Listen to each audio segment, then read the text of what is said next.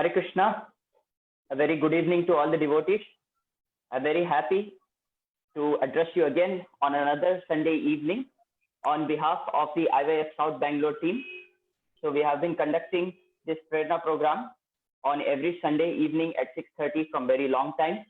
This is the 28th Prerna program conducted by the IYF South Bangalore team and the 13th Prerna program in a row during the Corona lockdown.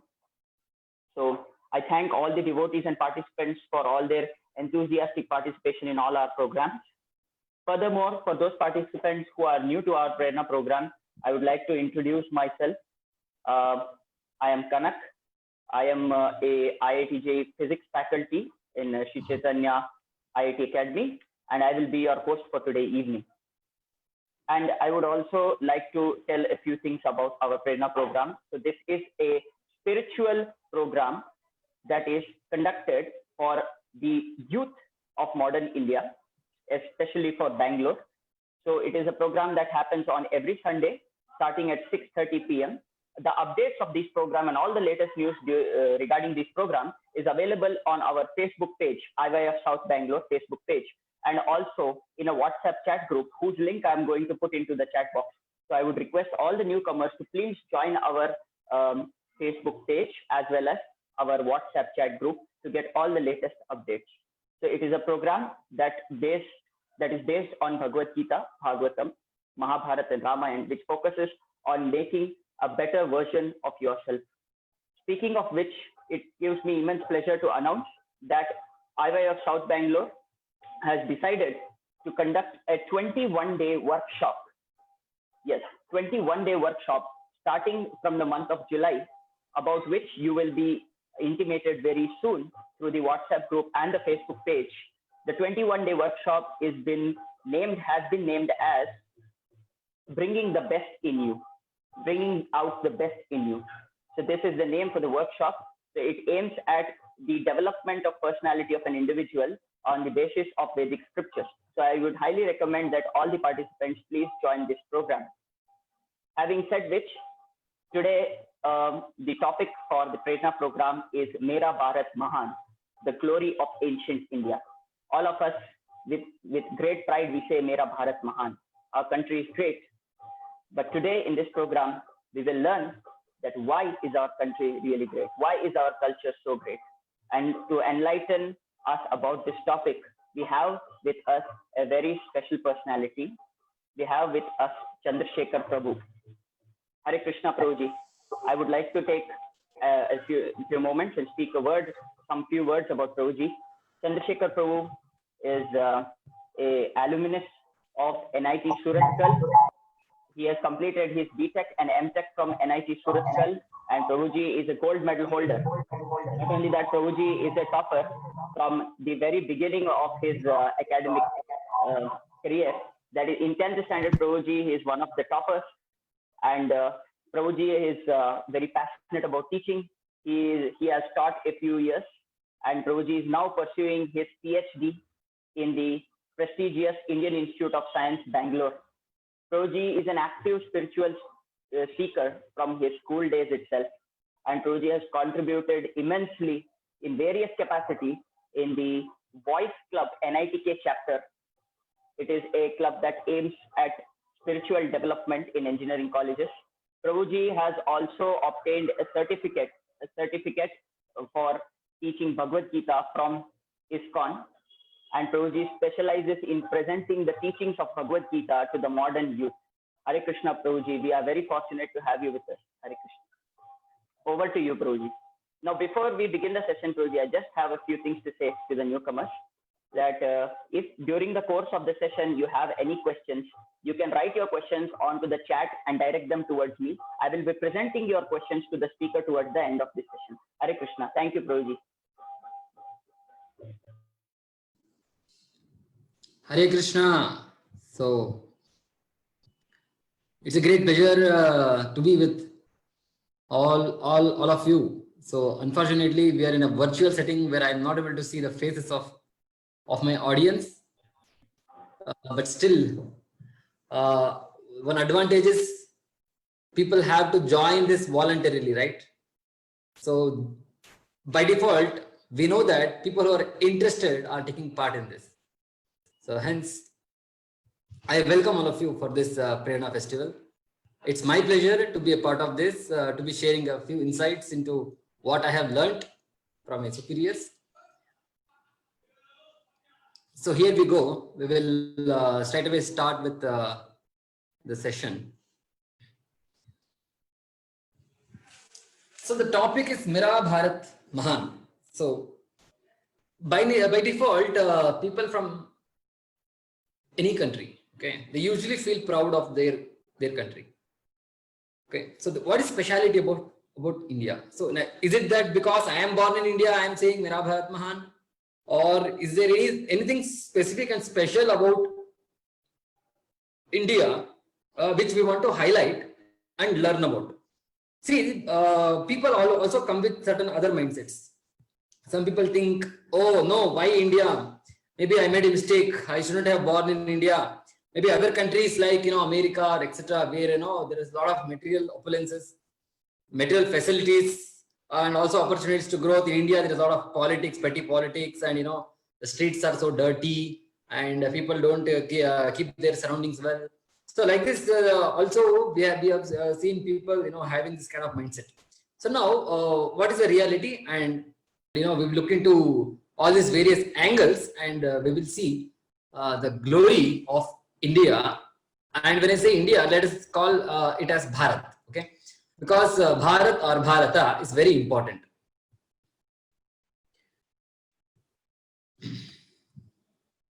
Just a minute. Yeah.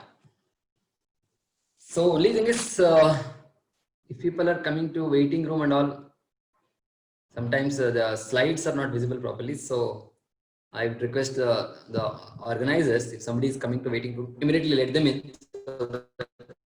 Bharata. The word Bharata is very significant. Let us start calling India with the word Bharata, because Bharata is the actual name of our country, and India is a given by say Britishers. It's a modern name. So we want to know our country as Bharata. So one of the reasons why our country was named as Bharata was because it was ruled by one very great ruler in the past, named as Bharat. This Bharata, he was such a good ruler, the son of Dushyanta. So people also say that because on behalf of his ruling our country, so we got the name as Bharata. But in general, Bharata is a Sanskrit word. Bharata. So here, Bha refers to light or enlightenment. Rata or Rati is devoting ourselves or devoting our lives in search for enlightenment. So that is the word Bharata. People who live in this tract of land, they devote their life to actually enlighten themselves. So that is why, in search of real light, that is why this country is having this Anvarthanama. In Sanskrit, we call it as Anvarthanama. Anvarthanama means, so just like how every name of God, for example, when you call Krishna as Dinabandhu or Jagannatha, so actually the word Dinabandhu refers that his heart is so kind towards people who are downtrodden. When you say Jagannatha, he is the Lord of the entire universe. So like that, his name is not just a name, his name also depicts certain quality which Lord possesses. Similarly, Bharata is not just the name, it is also Anvartha, in the sense that people who stay in this tract of land, they actually devote their life for spiritual culture. So previously, so if you take a look at the history, so it's a modern history, they actually are very unclear of what happened, say, before 2000 or 2005 years ago. But when we refer to our Indian history, what we call as Itihasa, Itihasa is the exact meaning of Itihasa. Itihasa, the actual meaning of this word Itihasa is, this is how it happened in the past. So hence, the two famous Itihasas in India, which practically every Indian is heard of from his childhood, is Ramayana and Mahabharata. Okay. So Ramayana and Mahabharata, unfortunately in the modern setting, people have given a different twist. They call it as mythology. But for the audience today who are attending this session, I urge you to actually study some of the findings of some archaeologists like P.N. Oak. So they have discovered many facts, archaeological evidences. Say for example, Dwarka, they have done excavations in Dwarka and many such excavations which show the historicity of Mahabharata. And also recently I was listening to one specific lecture where they were actually explaining. So in the time of Mahabharata, this happened about 5,000 years ago. There were about 3 solar eclipses which happened, and one of them we have heard of.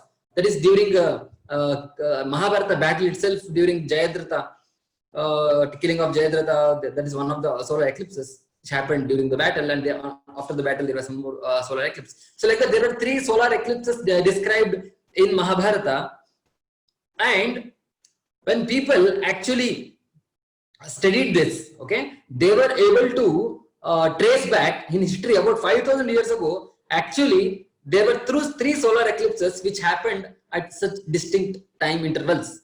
So that was found out. So like that, there are so many evidences for the historicity of Mahabharata and Ramayana. Even today, go any part of India, you will have a place where they say, here was the place where Pandavas had come. Here is the place where, Lord Rama and Sita, during Vanvas, they had come here. They had stayed for one night. So like this, practically within a radius of 100 kilometers from wherever you are staying, you go around, you will see that there are historical places depending on the visits of these sacred personalities.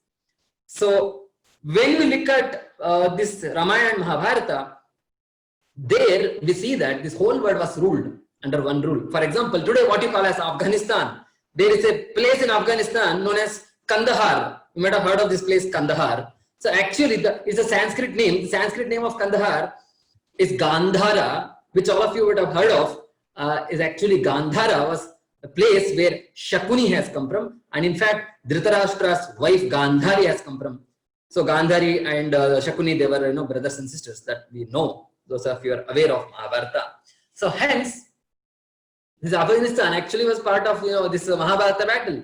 Similarly, if you heard of Caspian Sea, it's actually where sage Kashyapa was there. So that's why his name is Caspian Sea. So like that, I have studied one particular book where they have started locating the root words for so many names present in so many countries. It can be, for example, Romania or so many such places. Okay, so where they have deciphered actually each of these countries' names or even the names of certain places. Actually, it is coming from a Sanskrit word. So that has been found out. Fine. So like this, different places were actually described in Mahabharata battle, and kings from all those places have participated in Mahabharata battle. So hence, that is a proof that whole world was under one rule. So here is a depiction of different continents. Anyways, so I have already explained this. I'll go ahead. So hence, spiritual culture was also practiced everywhere.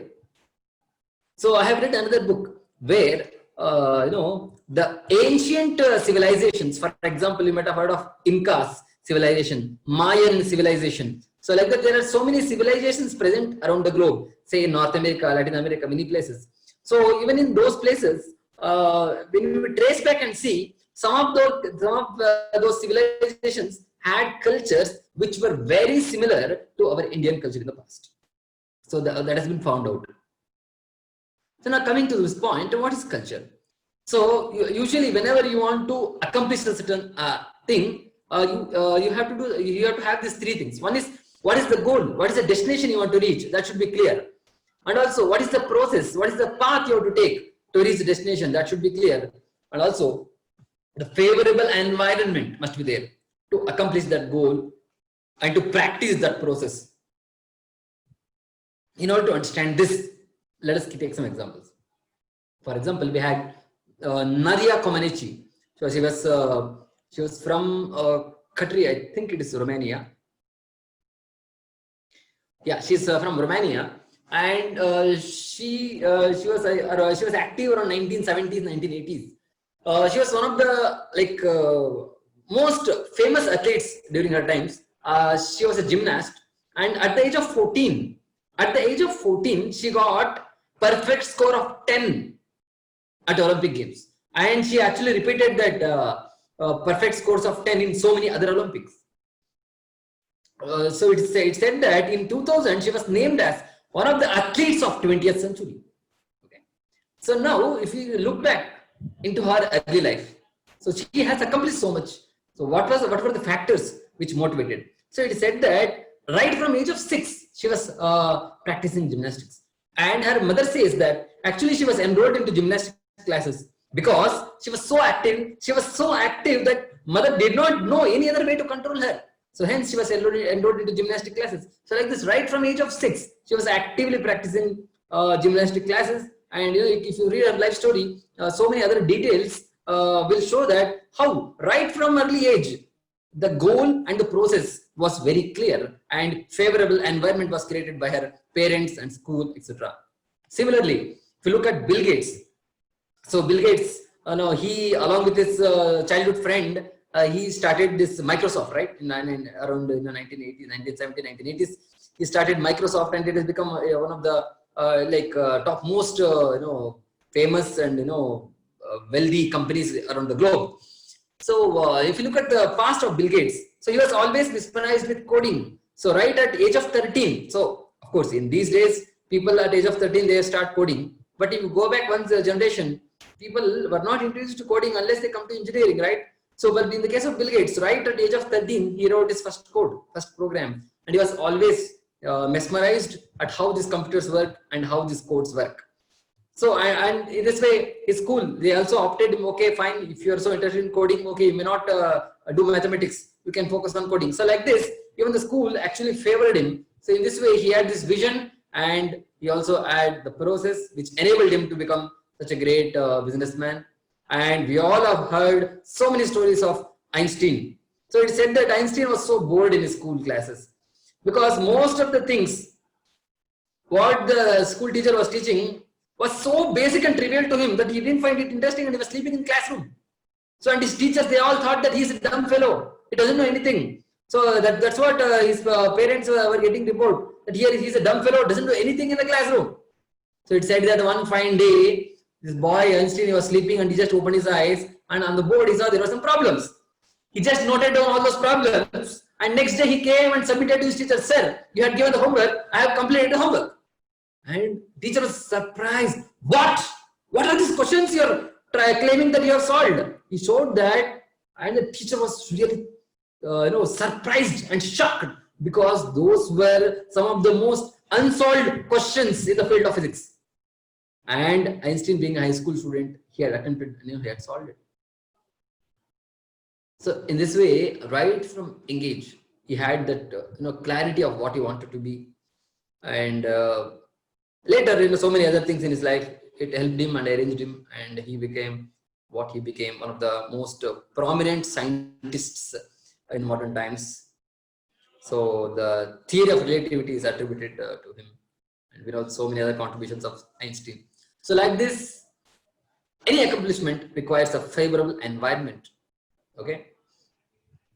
And it facilitates, that environment should facilitate the process, okay, to achieve a certain goal.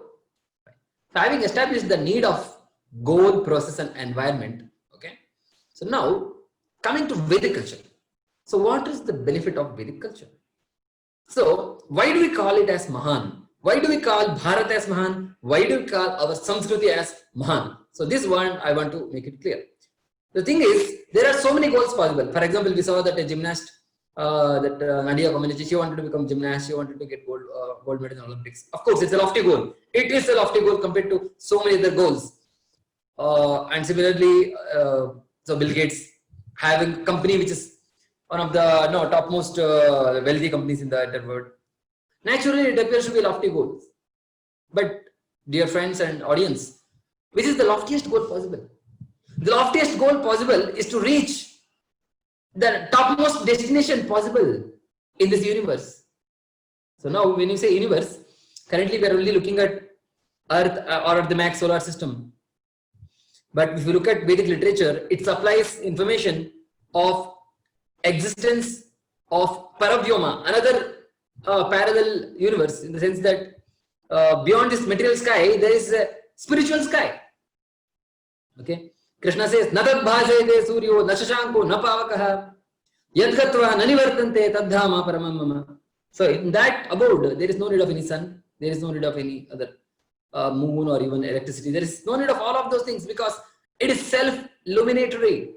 Okay, in this world, if there is no sun or moon or whatever, even for a few minutes, no, life ceases to exist, right?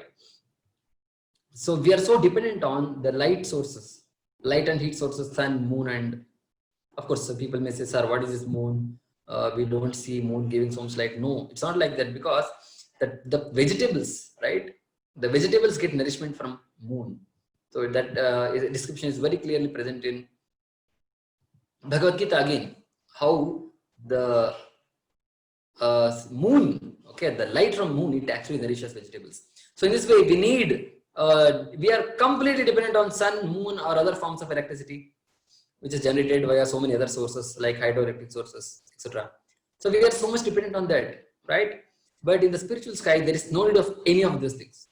And it's also said that, so in this world, our life is like a bubble on an ocean or on a riverbed, on a river, because our life is, it said, it's temporary, in the sense that, you know, we are born, we live for some years, and then after that we pass on. That's how life is going on from time immemorial in this world. But in that spiritual world, once you enter there is no need of returning, in the sense that you will have eternal life. That is what Krishna is describing about the spiritual abodes.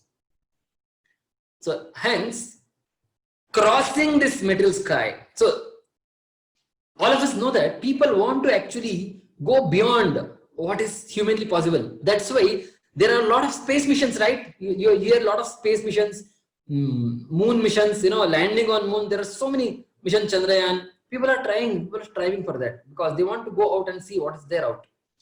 So hence, the topmost possible destination is a spiritual sky. And in spiritual sky, there are so many planets. We call them as Vaikuntha planets.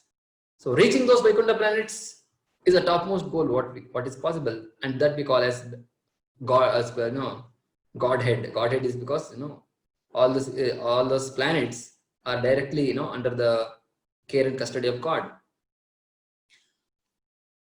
So in each of those planets, God is present in a particular form, and, you know, there are devotees who are serving Him in specific ways. Anyway, those details are there for another session. We will not look into that.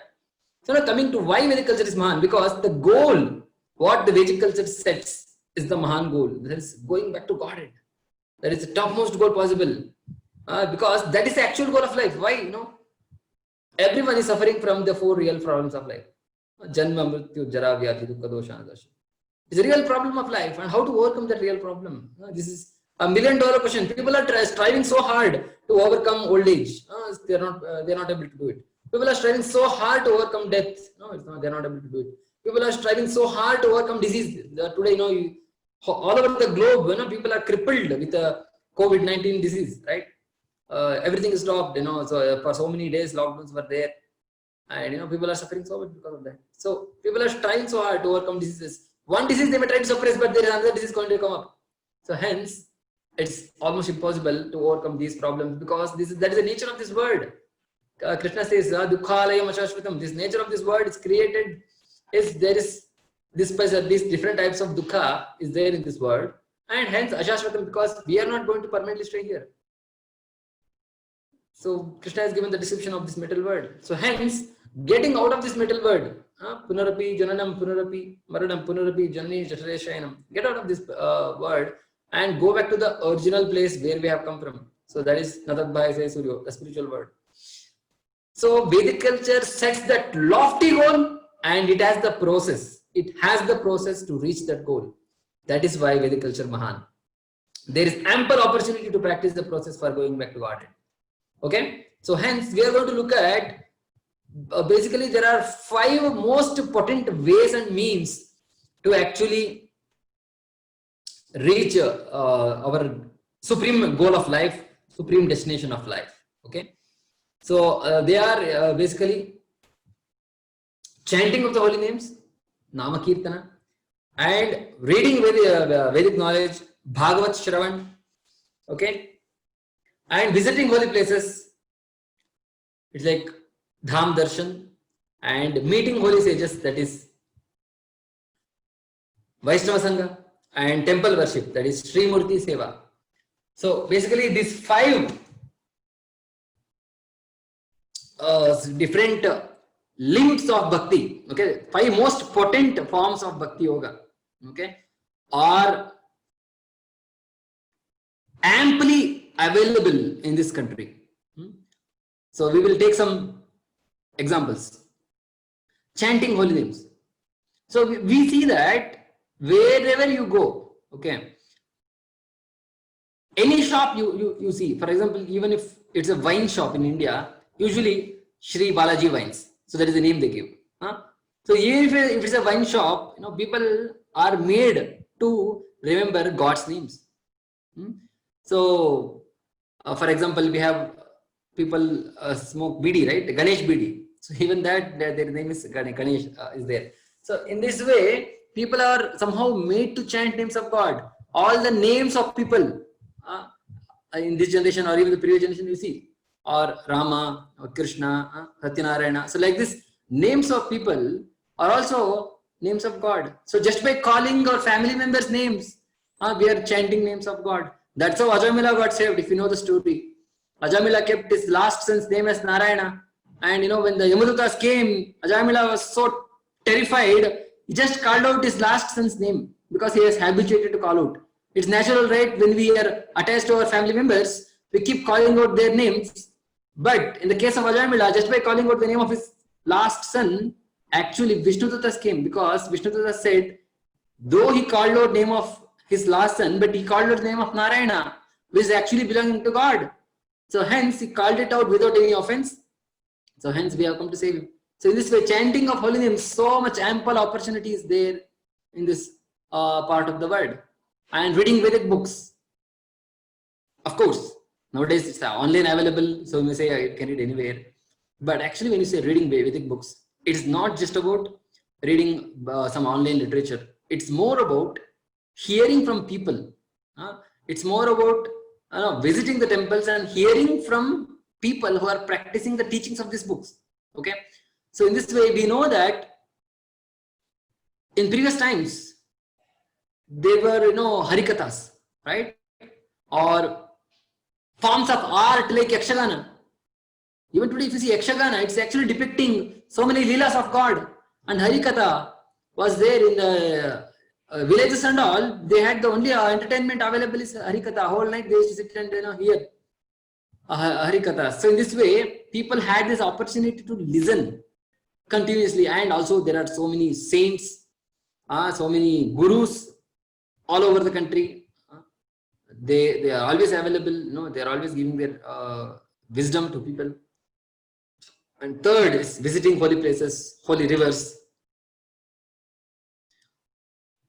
So, as already I pointed out, from the place where you are sitting or your native place, wherever you are, within a radius of say 100 kilometers, within a radius of 100 kilometers, you will surely have one of the most important dhams, what people visit from all over the state or all over the country.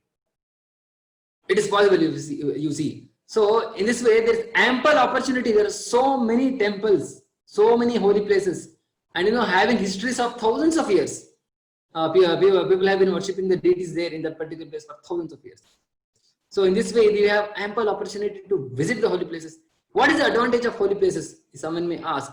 The advantage is, in those holy places, hundreds and thousands of saints would have visited there. They would have performed their japa, they would have performed their dhyana and meditation. As a result, the place would have become potent. Okay, when we go to that holy place, we also get surcharged. We also get that inspiration by visiting those places, right? In this way, the presence of holy places and holy rivers. Again, the holy rivers is the same thing that many holy saints would have taken bath in those rivers. Hence, those rivers' waters would be very pure, and if you take bath in them, we also get purified. So that is the advantage And similarly, meeting holy sages, as we have already been mentioning this point. So the presence of so many saints from time immemorial in this country. So just we can see that in the Abrahamic religions, we see that one prophet they make as if there are no other prophet like that. For example, Jesus or Muhammad Paigambar, they say that he is the only one. He is the only one saint for our entire religion. Of course, they may have many other saints, but they are not on the same level of say Jesus or Muhammad Paigambar.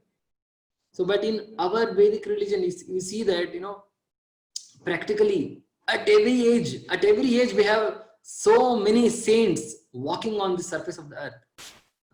We had Shankaracharya before 1000 AD, and we had Ramanujacharya, we had Madhvacharya, and we had Sri Chaitanya Mahaprabhu.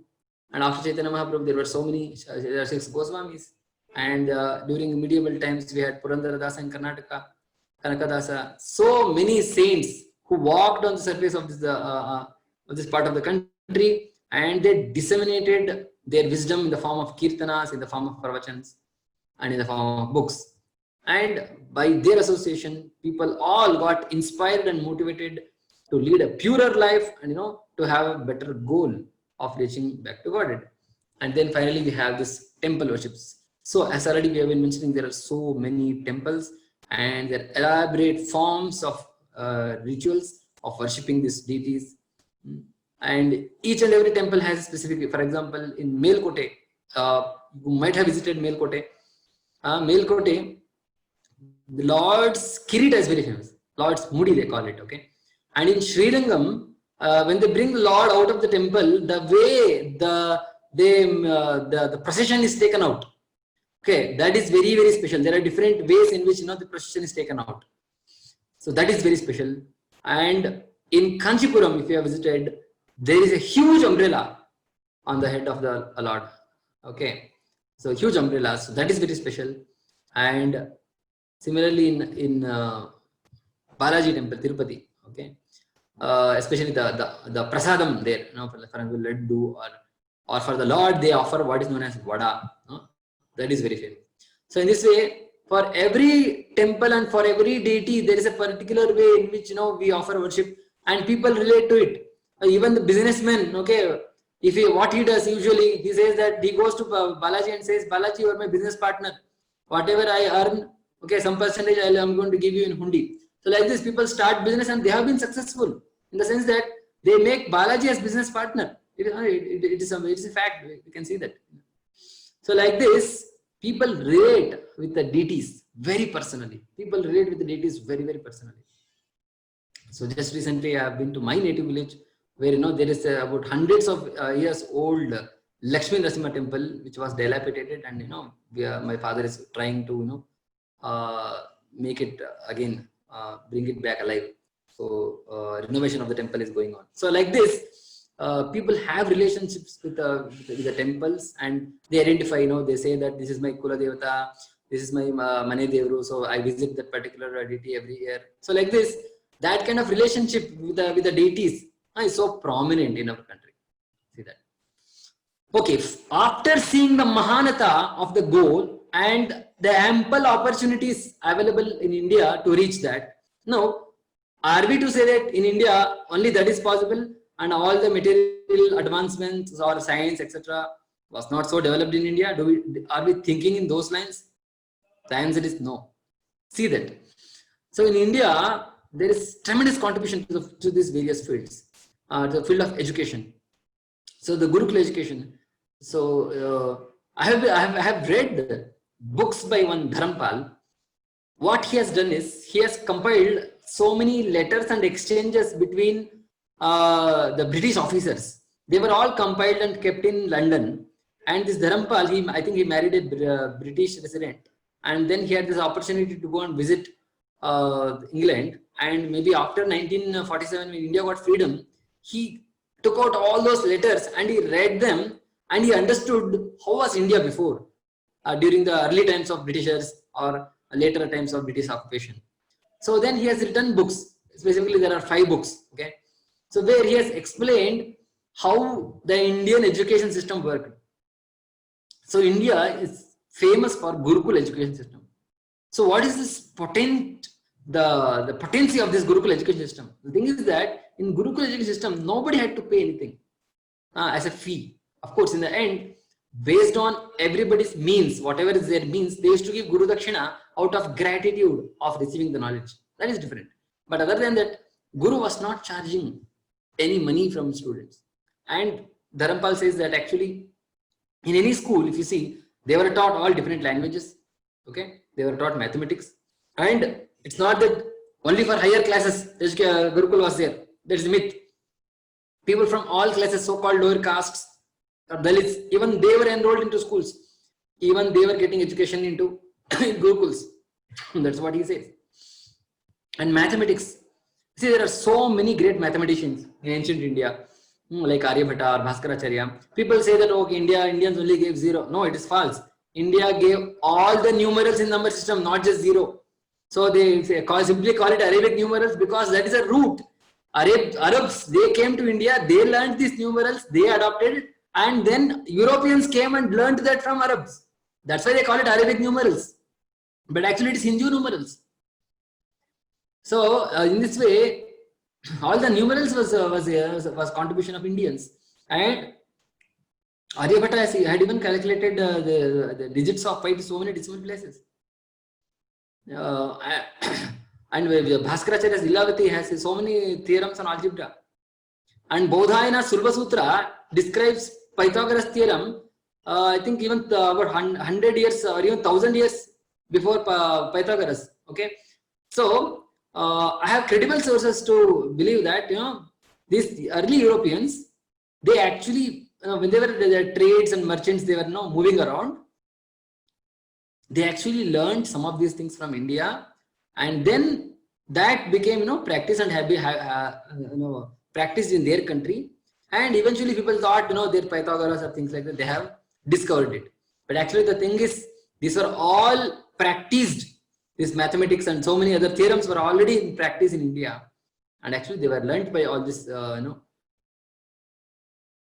that got propagated in their own country. That's how it has happened. So to give an example of this, Fibonacci, all of us heard of Fibonacci series. This Fibonacci, actually he learned about this series, what we call as Fibonacci series, from some merchants who had come from India. Okay. And it said that in the book what he wrote, Fibonacci, he has actually given that credit. Actually, I learned this from these merchants. He has given that credit. But people, modern times, they have named it as Fibonacci series. But actually, that series was originally, it is related to Chandas, okay? The meters in which we compose poetry, right? It's called Chandas. So this Pingala was on, he has written book on this Chandas Shastra. So instead of calling Fibonacci series, we can actually call it as Pingala series, because the way Chandas develops, right? So that is very close to the way Fibonacci numbers are. So that these are some examples of mathematics, and even calculus for that matter. There are many mathematicians in India who had already worked on calculus. And astronomy, the distance between sun and earth, and so maybe earth and moon, all these things were well calculated. There's a book called Surya Siddhanta. In that, all these distances and prediction of eclipses, everything was accurately performed in our India in the past. And medical science, this most famous texts are Sushruta Samhita and Charaka Samhita. These two surgeons, they were so expert. They were one of the earliest surgeons who did surgery.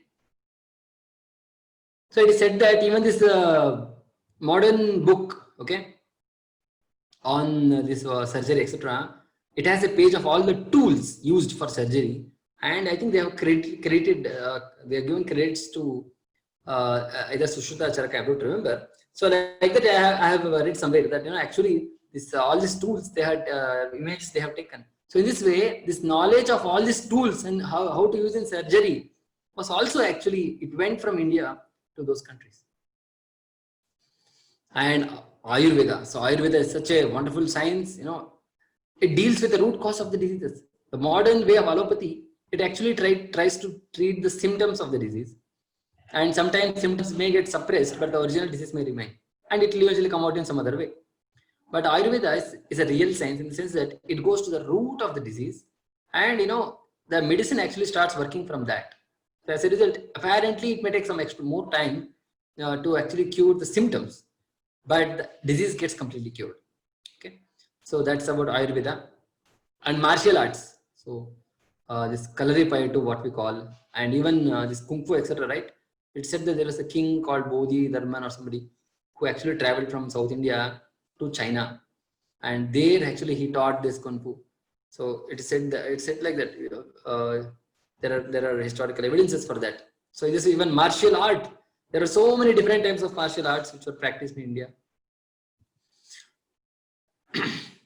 So just to relate with the modern things, so even if you see now, the Indian soldiers, they are so skillful compared to see the soldiers from other countries. They have a lot of weaponry, and they have that kind of aid, but the skills of fighting, right? Recently we know this Kalvan Valley, there's an attack, right? The attack was mostly without firearms, in the sense they used crude weapons like stones and sticks and rods like that. So I just read one tweet where it said that one particular soldier, I forgot his name, actually he was carrying three Chinese soldiers, and he was dumping them into that valley, and actually he got slipped and he also fell off. So like that, the people of India, the people who have already had this what do you call it, tradition of practicing. That's why you see that there are particular classes or castes which even Britishers used to pick for admitting into army, because they had in their lineage that special ability and skills which they can easily cultivate. And languages, the mother of all languages, Sanskrita. It is said that not just Sanskrit is not just the mother of Indian languages, even the Latin or Greek, so many other languages, right? Even they have borrowed words from Sanskrit. I'll just give an example of how, see, we know English. English is a mixture of so many European languages like Latin, Greek, etc., right? So taking the word father, okay? The father has come from some Latin word, okay? And in Sanskrita, the father is referred by Pitra, okay? So pa becomes fa. If you see pa, fa, Pitra becomes father, okay? Similarly, matra becomes mother, bhratra becomes brother, okay? Similarly, swastra becomes sister. So like this, we can see that how the Sanskrit root words are there even today in so many languages, including English. So people say that okay, Sanskrit is dying, Sanskrit is old, it's not, no, they are ill-informed. Okay, Sanskrit is the root of all languages, okay, or most of the languages, if not all, most of the languages. It is the root of most of the languages, and if you devote time to learn Sanskrit, okay, you will easily pick up so many other languages. It is possible. So Indians naturally have this ability, maybe modern times people are limited to study only 2 or 3 languages, but if you see that traditionally Indians have the ability to pick up so many languages and learn. So we will go ahead. Some of these points I already have mentioned. So Gurukula and agriculture based economy, this is another beauty. So it is even Britishers, when they came initially to India, why so many invaders came to India? Why Portuguese came to India? Why Dutch came to India? Why French? Why so many people came to India? What was the reason? Or why even Mughals, so many Mughals and others, they invaded India? What was the reason?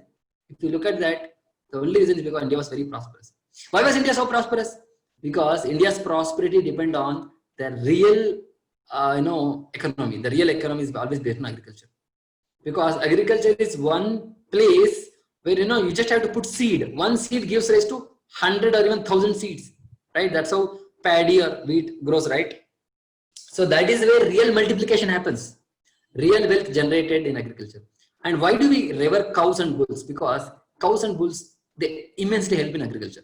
So that's why sometimes people say that Hindus have a religious belief that cow is sacred. No, it's not just religious. In India, there is no distinction between religion, science, nothing. So recently, read a tweet where one of ministers in the government, he says that actually yoga is not a religion, yoga is a science. But the actual truth is no, yoga is both religion and science, because our Indian religion, right? It is not some sectarian or dogmatic. It's not based on some belief system. It's a science. So whatever beliefs we have in our religion, everything has a scientific basis. So why do we revere cows so much? Because cows and bulls, they are the backbone of the economy. Bulls till the field, cows and bulls, they provide cow urine and cow dung, which are the natural manure, which will fertilize the ground. So in this way, and whatever crops you get, seeds, that grains we take, humans, and the leftover, that is the grass of the crop, that is given to the cows. So there is some kind of interdependency. Cows depend on field, that is crops, and crops we depend on the cows and bulls. So in this way, there is interdependency, and everything was so stable. So hence, when the Britishers came, they saw that actually, if you really want to disturb India, break the backbone of our country, start killing cows.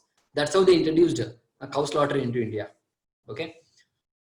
So coming to this point, so many invaders came to India to invade because India was so prosperous. India's GDP in 1700s, it was 24% of the world. Just imagine. And when the Britishers left India in around 1900s, so India's GDP was just about 1% or something, so low. So that's how these invaders or the Britishers, they actually looted India so much, and they destroyed the backbone, that is agriculture. And India had these responsible kings. So another reason for prosperity is virtuous kings. When the place is ruled by virtuous kings, the prosperity multiplies.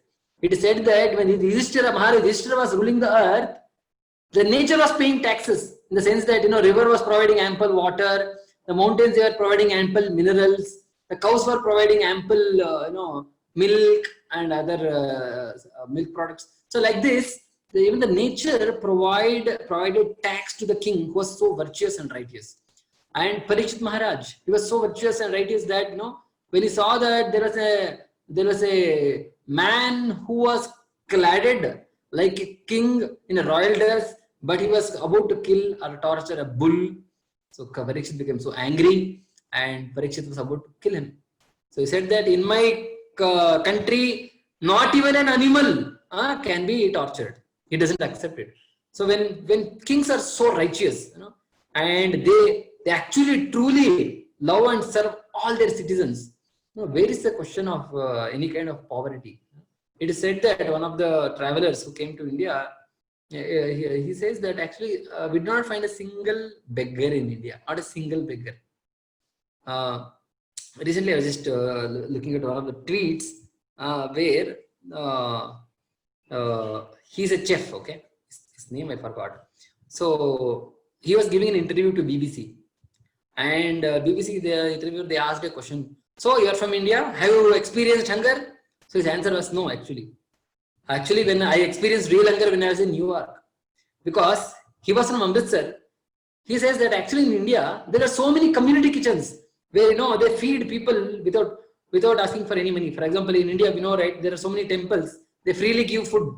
So actually, this giving Annadanam in temples is so valuable that there will not be any person who goes hungry, right?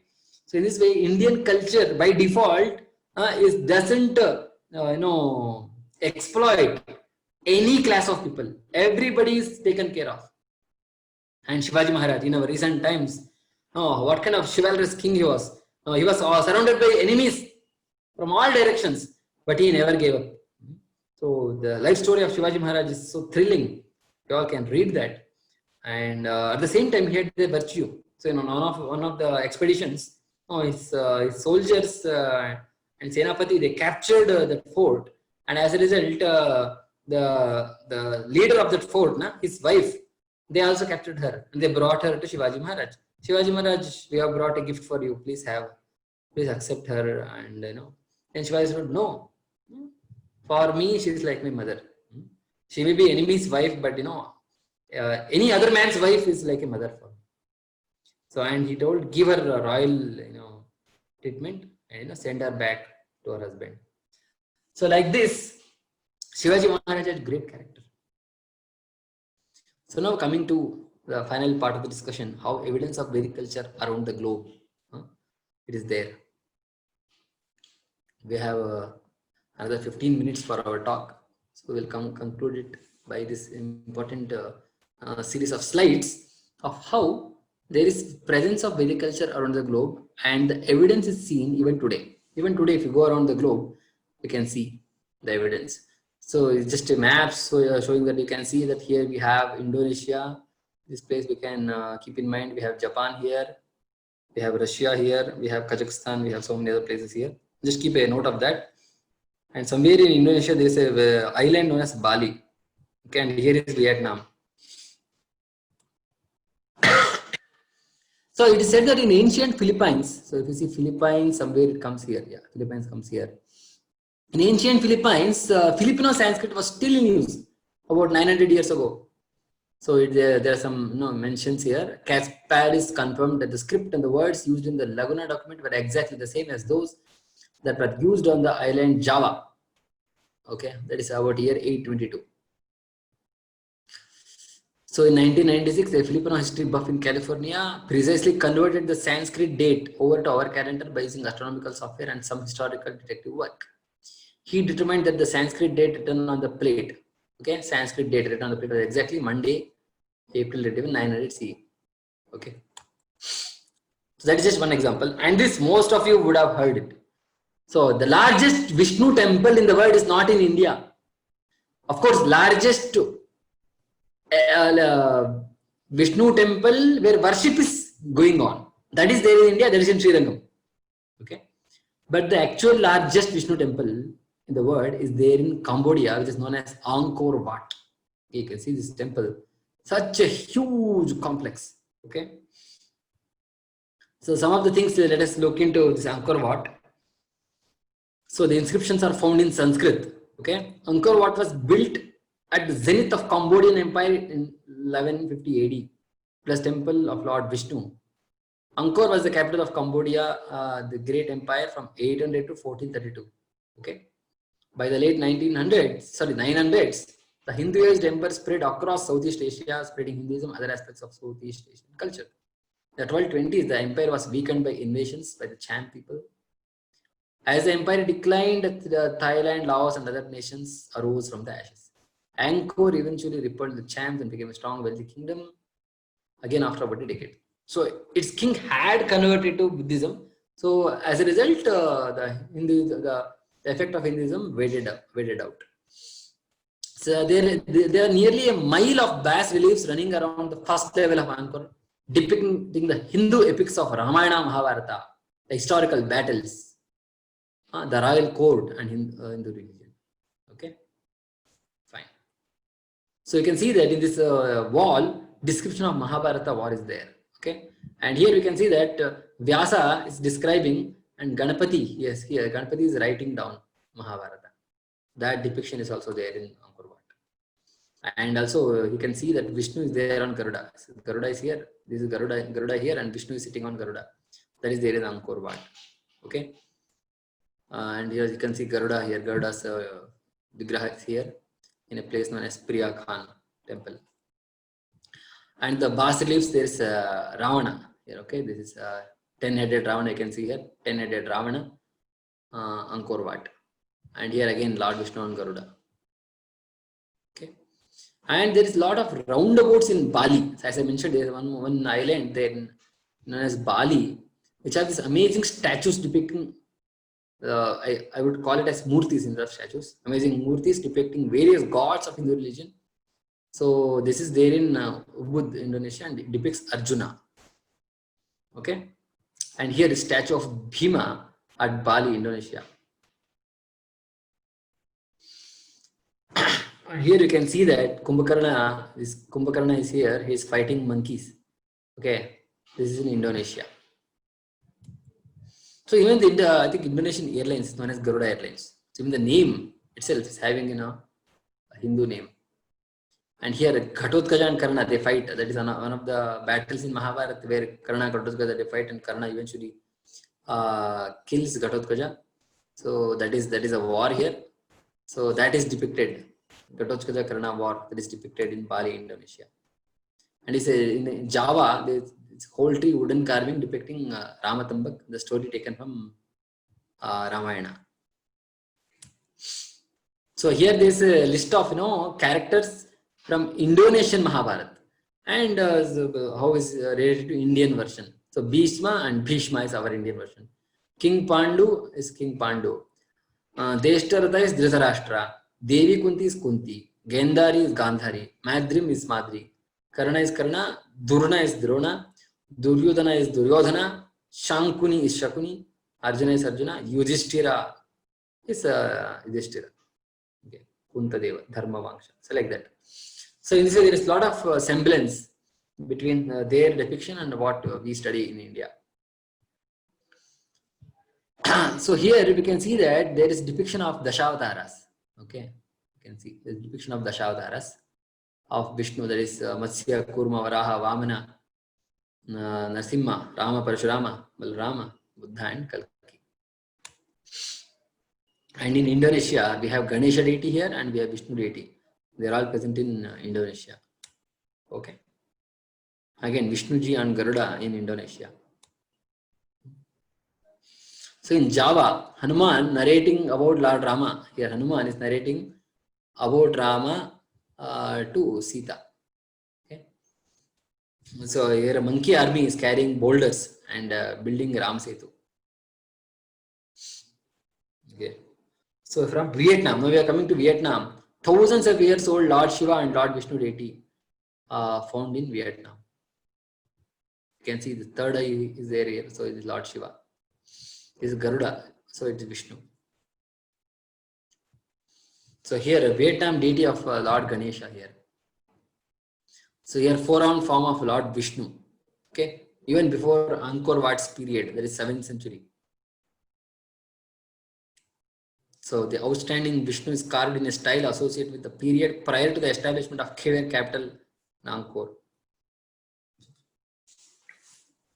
So the feature of round form for the face, okay, that is flavor of Indian sculpture. So ancient carving of Lord Krishna playing flute in Japan. So even Japan, you see that there are so many depiction of Indian deities, murtis. In Nara, ancient Japanese city, in several places the deities of Saraswati, Brahma, Ganesh, they are also found. Okay. Again, Lord Vishnu deity at Indonesia. So Lord Brahma on swan in Vietnam. So this is Brahmaji on swan in Vietnam. So Vietnam was home to a vibrant Vedic civilization. Many spectacular temples and sculptures still remain to this day.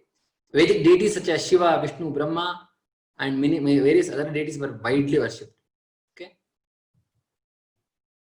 Buddhism also has a certain role, but Shiva sect has always been considered as the national religion during Cham period.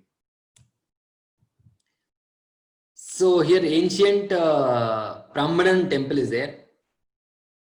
There were some 200 temples, okay, around Prambanan Trimurti temple. There is a depiction. So Prambanan Trimurti temple at Indonesia. So these are all of the places, tourist places where people from all over the world they come and they visit all these temples. Now this is another question we may have. So why did the Vedic culture suddenly decline? If it is really so glorious, why did it decline? There are so many reasons. One of the reasons is right from about 1000 AD, right from that time. So Muhammad of Ghazni, it is said that he alone invaded Somnath temple for 17 times. 17 times, just imagine how much rich was our country during those times, because a particular invader invaded one temple only 17 times during his lifetime. And every time he carried truckloads of gold. He killed so many priests, destroyed the idol, and he carried truckloads of gold and so many other jewels and stones. Again, people used to construct the temple, have the deities. Again, people used to donate freely to the deities.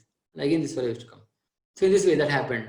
And we know that after that Muhammad Ghori came, and then Alauddin Khilji, finally Babur and his followers. So like this, they invaded our country, they looted our country, and they suppressed our religion. So people in those days, especially during Aurangzeb times and all, Hindus were supposed to pay jizya tax just because they are Hindus.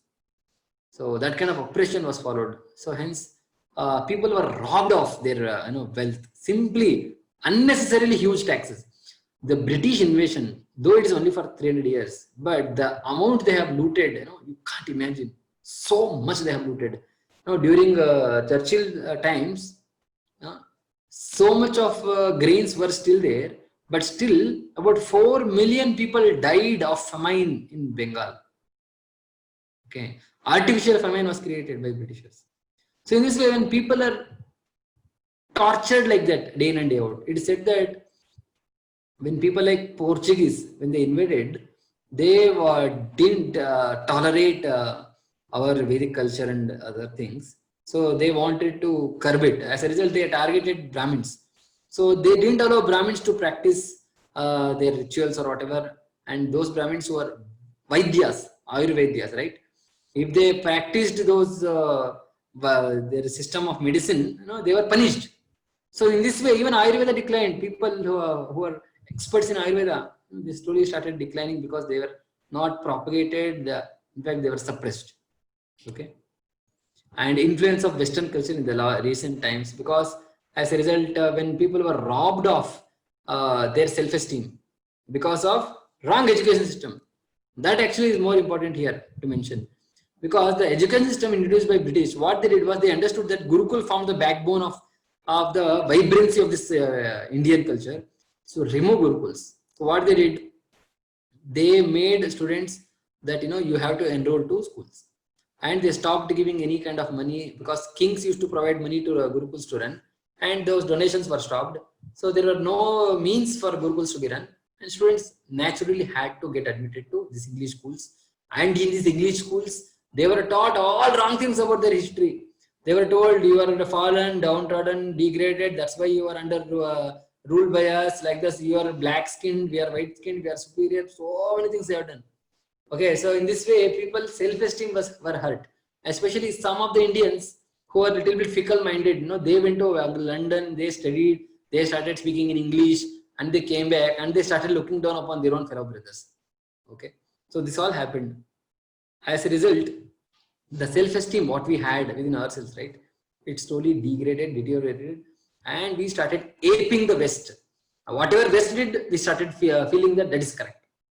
So that is also another reason why there is declination in the culture. And internet, because of internet, people don't have time to practice their rituals or give time to learning so many other skills. They are so busy always gaming and doing gossip on internet.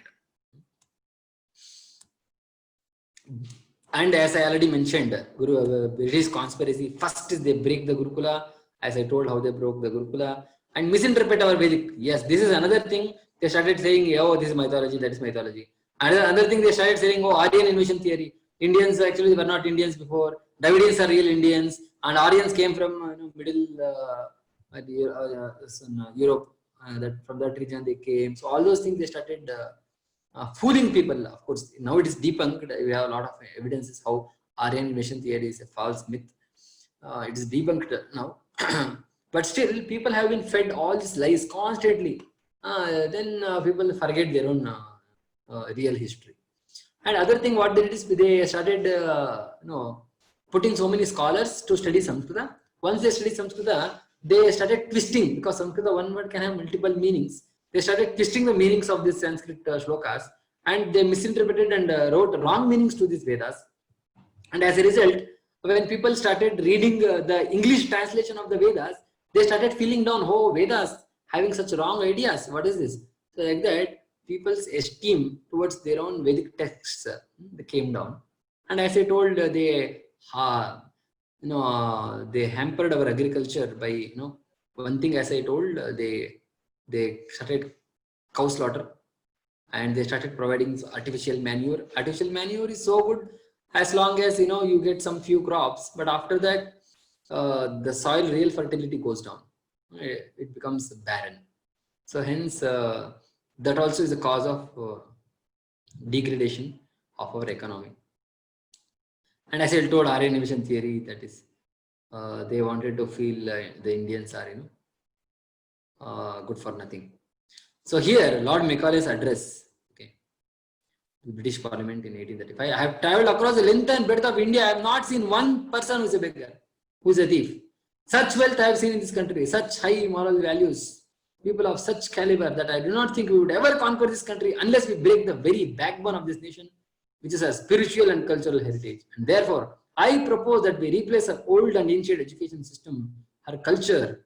Because if the Indians think that all that is foreign and English is good and greater than their own, then they will lose their self-esteem, they lose their culture, and they will become what we want them. They may be Indian by color, but thinking like a British.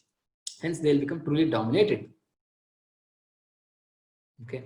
Max Muller, as I told you, scholars, they studied Sanskrit and they twisted the meaning of Vedas. Max Muller, who propagated Aryan invasion theory, wrote to his wife, "It took only 200 years for us to Christianize the whole of Africa. But even after 400 years, India eludes us. I have come to realize that it is Sanskrit which has enabled India to do so. And to break it, I have decided to learn Sanskrit." Just see what Max Muller says. So even today, if you see, most of the places where these Europeans invaded, for example, Latin America, North America, Africa, especially South Africa, Australia, where are the Aborigines now? Where are the people, Native Americans? They were all sidelined, they were killed or they were made slaves. And nowadays, if you see North Americans, most of them are white-skinned. Australians, white-skinned. South Africans, white-skinned. And in Latin America, if you see people in Brazil and Argentina, one of them speak Portuguese, other countries speak Spanish. So what happened to the native? Okay, the Europeans were ruthless. They murdered, they killed, and they converted the entire culture of those countries. Okay, but coming to India, of course, they have done some damage for sure, but they could not uproot it because the depth of the culture, the wisdom in it was so strong that actually they were not able to uproot completely. As I told, Robert Clive, this is one of the fellows who actually introduced cow slaughter. His personal wealth, not what we went to this one, his personal wealth amassed from the plunder of Bengal during 1750s was estimated at around 4 lakh pounds in those days. Okay. Christopher Columbus was attracted by India's wealth and was looking for route to India, but he ended up discovering America by mistake. All of us know that. So, and it has been estimated that the total amount of treasure British looted from India, it had already reached 1 trillion. It's 1 billion. 1 billion pounds by 1901. Taking into consideration interest rate and inflation, it is close to $1 trillion today. Okay. But unfortunately, 1947, we say India became independent, but India independently became dependent on the West.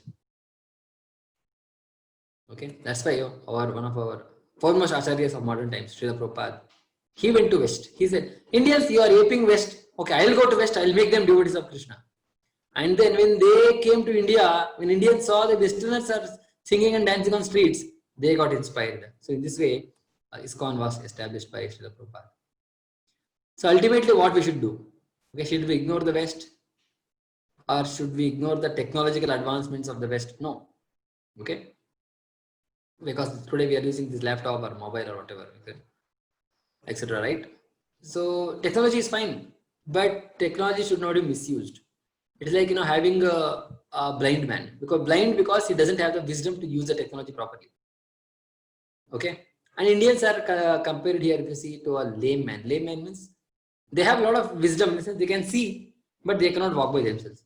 So hence, take help of both, combine both. The wisdom of India plus the technology of the West, combine both, and in this way, we will be able to again regain the lost glory of India.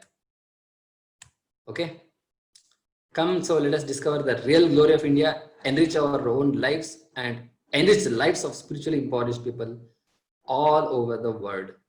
So by that we will end today's talk. So we will open this forum for any question answers. Hare Krishna, Prabhuji. Thank you very much, Prabhuji, for enlightening us about the glories of ancient India. Prabhuji, now we would like to move ahead with the question answer session. I have 3 questions that have come so far by devotees. Shall we take them, Prabhuji? Yeah, we will take them. Yes, Prabhuji. The first question is asked by Krishna Iyer, Prabhuji. He is asking, you told to visit or meet the holy sages.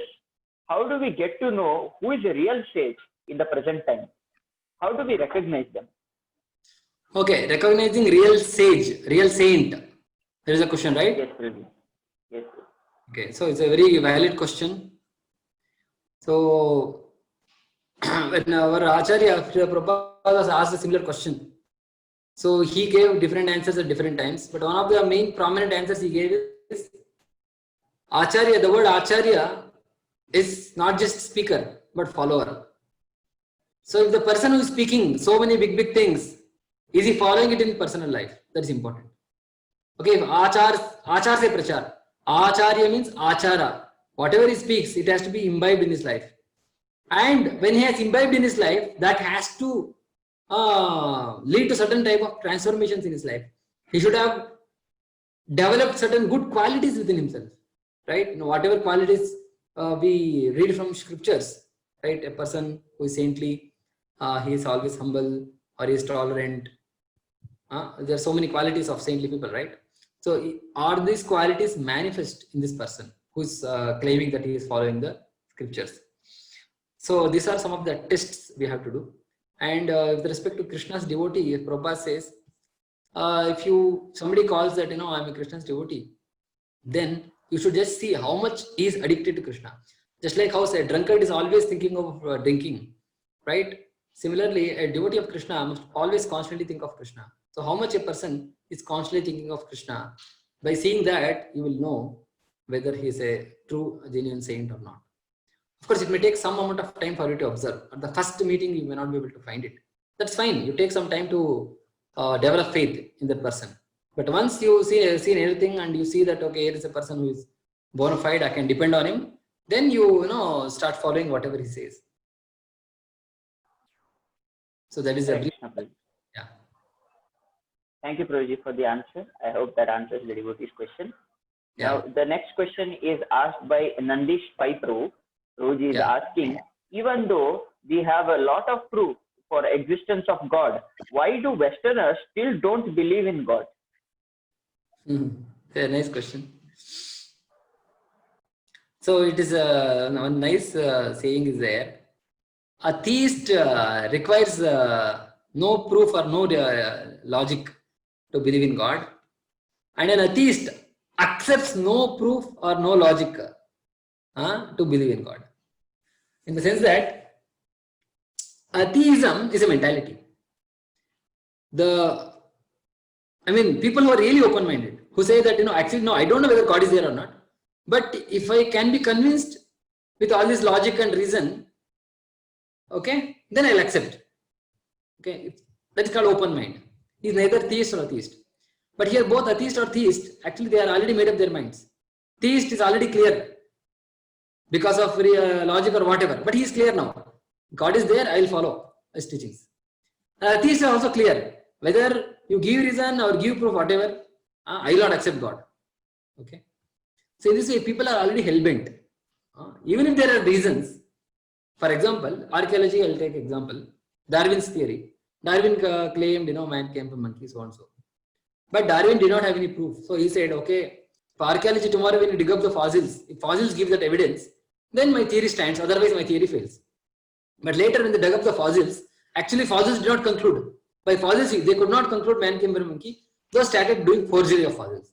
They started creating so many other intermediate species type of fossils, which are not existing. So like this, they started doing forgery. This is a proof that it's not real science.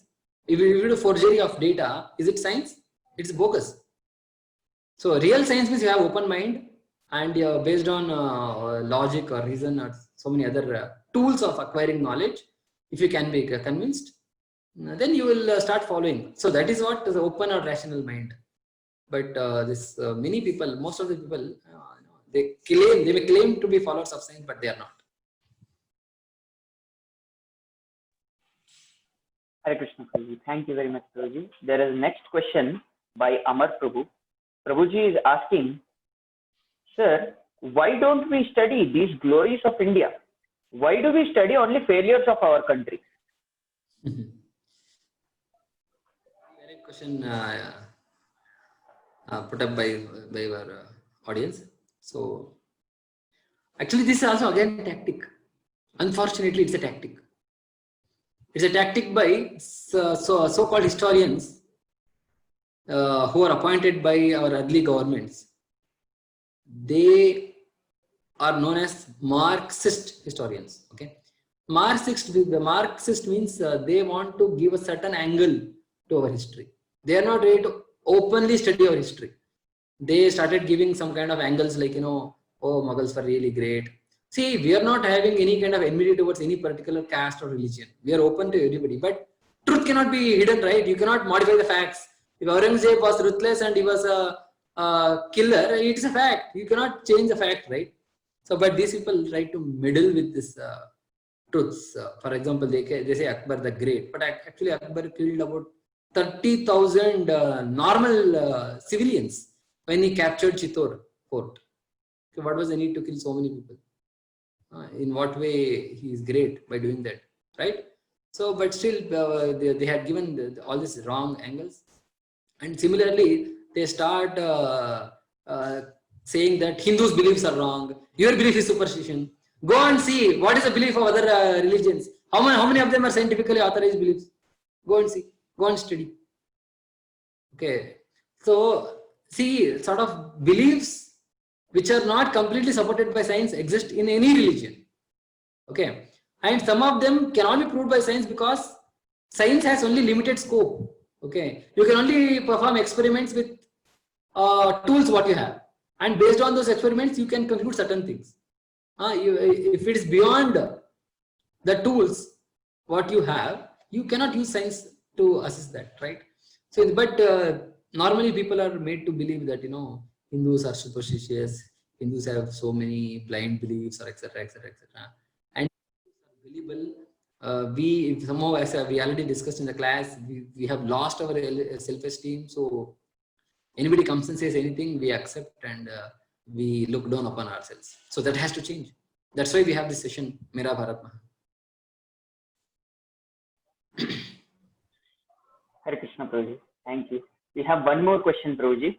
This question is asked by Simran. She is asking, I had a question. Are the superstitions also a destruction or loss of the Indian culture?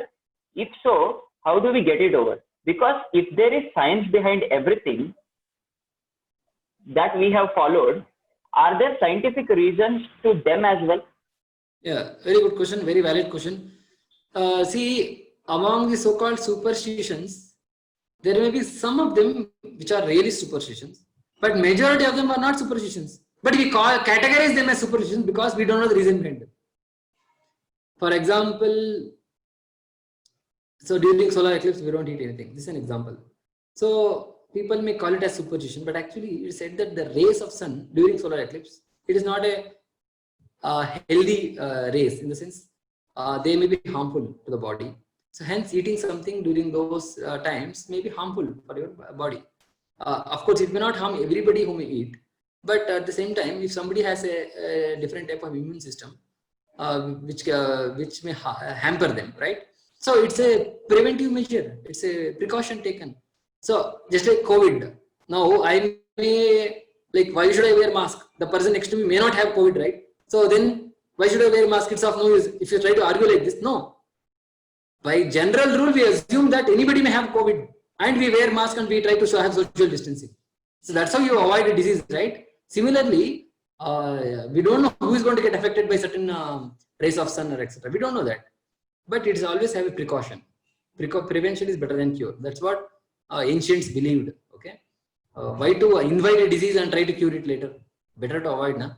So like this, so many rules were laid out, and unfortunately for some of these rules, what happened was when it comes down in generation of families, sometimes the family elders may not know the reason why they are practicing that. And previously there are gurus in Gurukul who would supply the reasons. But when we go to modern schools, where hardly the teacher knows anything about all these Vedic rules, etc., how they will provide reasons. So hence parents also did not provide, gurus did not provide. So eventually they got categorized as superstitions. So in this way, we have to start digging out certain reasons.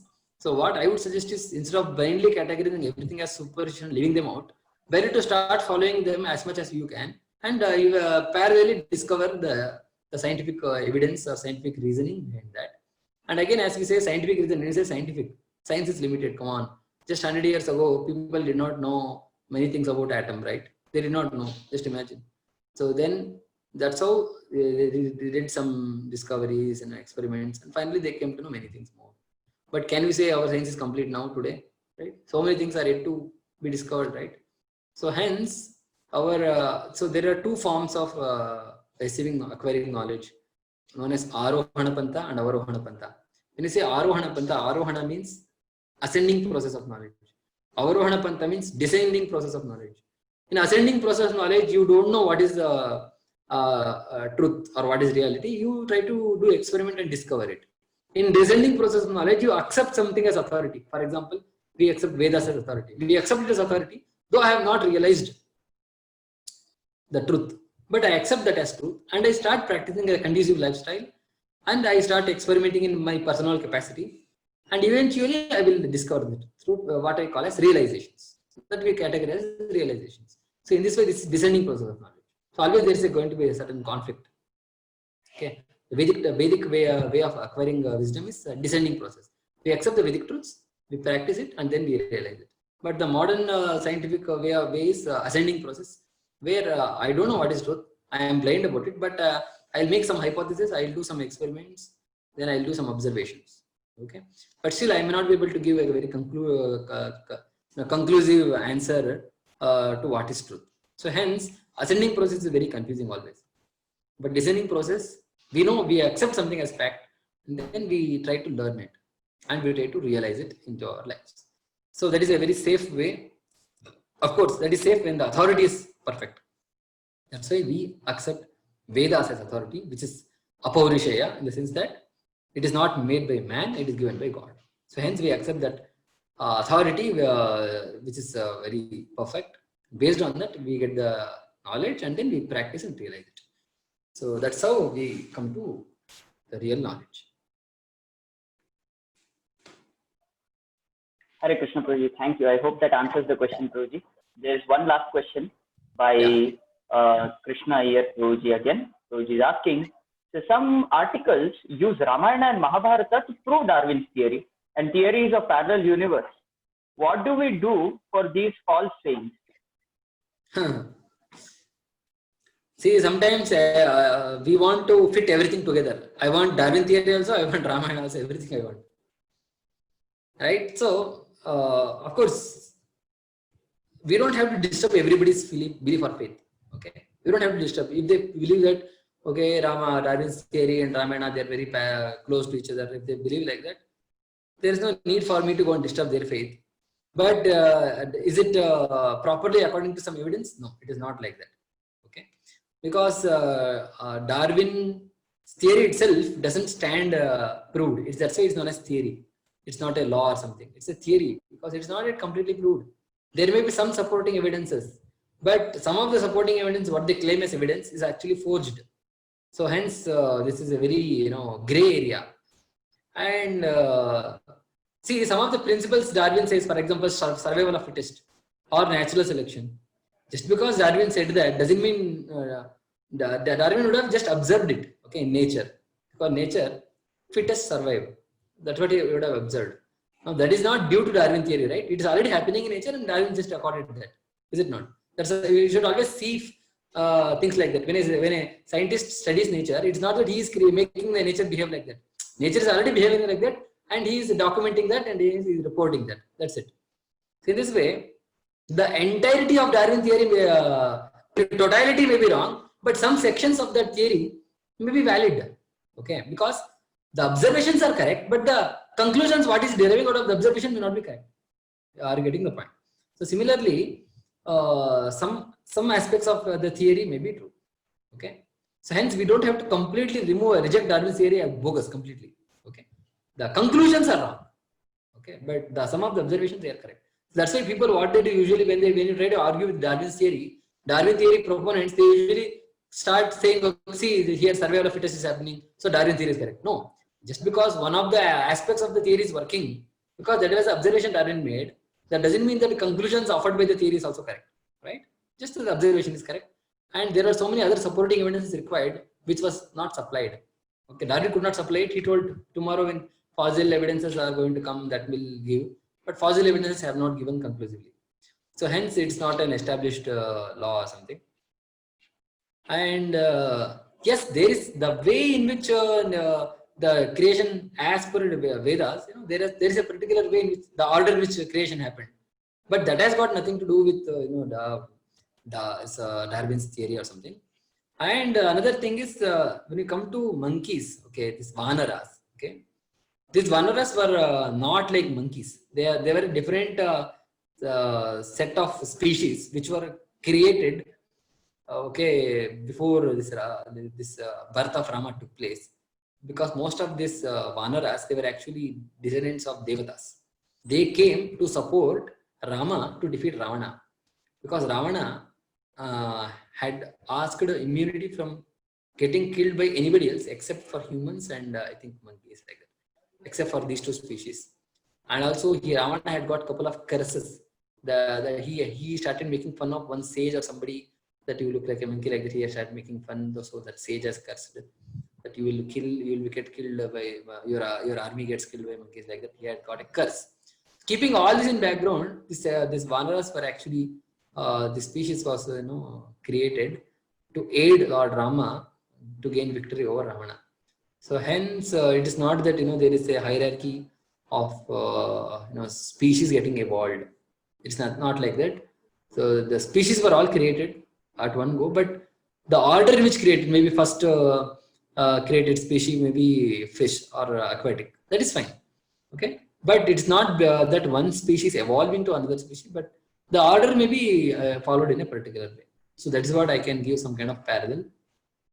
Those who try to give such kind of theories, you can counter question them, asking them, give evidences from Ramayana of what you are trying to claim. Are there any evidences like that? Are there any particular shlokas which refer like that? So ask them like that. They will not be able to provide, because they have concocted, they have started creating their own theories without any scriptural basis. Hare Krishna, Prabhuji. There is just one more question asked by the same devotee. He is asking, sir, why are people behind converting others to their religion rather than showing them the way of living and the right path? Yeah, so unfortunately, the religion nowadays, we see that not just nowadays, even in the past, when we see, especially these Abrahamic religions, which we categorize as Christianity and Islam, they mostly propagated their religion with the power of sword, right? They held the sword on the throat of people and said, you convert or else I'll kill you.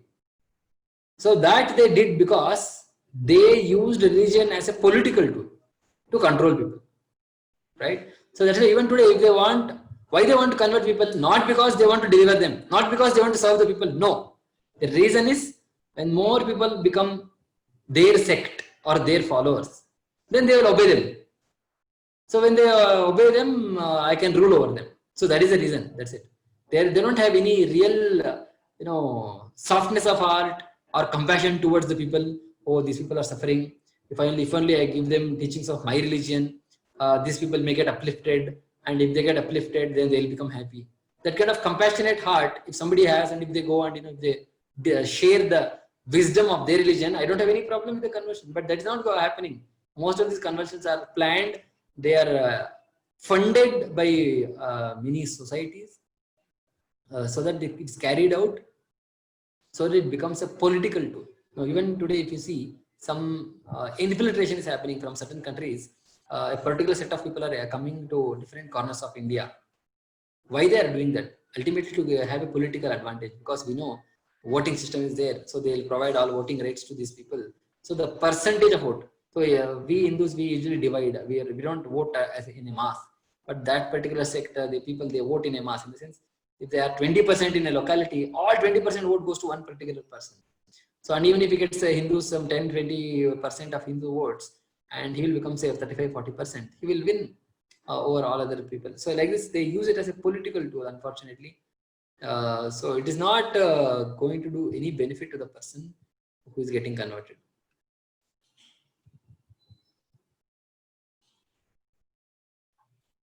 Hare Krishna, Prabhuji. Can we take one last question? Yeah. Okay. Yes, Prabhuji. So there is a question from Rahul. Prabhuji is asking, did God create all species at the same time? That is, while creation, or one group of species at a time? Yeah, so for that we have to see how creation happened. In creation, we categorize as Sarga and Nisarga. Sarga means primary creation of material elements. Like, we have Panchamahabhut, earth, water, fire, etc. So like this, there are total 24 elements we call as Mahatattva. So that Mahatattva is created, that is Pradhana, that is first creation. And secondary creation is using this, the bodies of different categories of species created. The secondary creation is handed over to Lord Brahma. Brahma does the secondary creation, and Brahma actually, how he does it, he appoints various Prajapatis like Kashyapa and so many other Prajapatis, Kardama, so many other Prajapatis he appoints, Daksha. So these Prajapatis, what they do is they father a particular species, means through their wife a particular species created. For example, Kashyapa had Vinata and Kadru as wives. So Vinata gave rise to bird species like eagle and Garuda and all. And Kadru gave birth to snakes and all. How it happens, so it's something what we cannot fathom through our current experiences around. But that's how it is explained in. So in this way, different species were fathered by these Prajapatis, and the species got originated. Hare Krishna, Prabhuji. Thank you very much for answering all our questions, Prabhuji. I would like to thank Chandrasekhar Prabhu for giving his valuable time and wisdom to us. I would also like to thank the ICC and IYF South Bangalore team who made this session possible. And finally, I would also like to thank all the devotees who have attended this session and continuously are attending all sessions every Sunday to make our endeavor successful. Thank you all. I would last say that please join our Facebook group and follow, join our WhatsApp chat itself for latest update on all the Prerna programs. So, Hare Krishna. Thank you very much, Prabhuji. Yeah, just I would also like to. Prabhuji? Last point, Krishna here has sent to me that the soldier's name who I mentioned in the lecture, his name is Sipahi Gurtej Singh, the one who had that power. So let us salute Sipahi Gurtej Singh who defended our border. Jai Hind. Prabhuji, there is one devotee, he is expressing his gratitude, Krishna here. Thank you very much for answering all his questions. He just put one question that can we scientifically understand Vastu Shastra? Yeah, Vastu is also having a scientific meaning behind it. So it is possible. So for example, see this north direction and east direction, right? So it is very favorable. We know that, from east we get sunrise. So hence, wherever sunrise is coming, that is going to be favorable to you, right? So in this way, there is always logic behind all these Vastu rules. We can always combine science to study the Vastu rules. Again, we have to do such kind of interdisciplinary studies to reconcile the ancient wisdom with modern scientific understanding. Hare Krishna. Thank you very much, Prabhuji. Thanks once again to all the devotees for attending.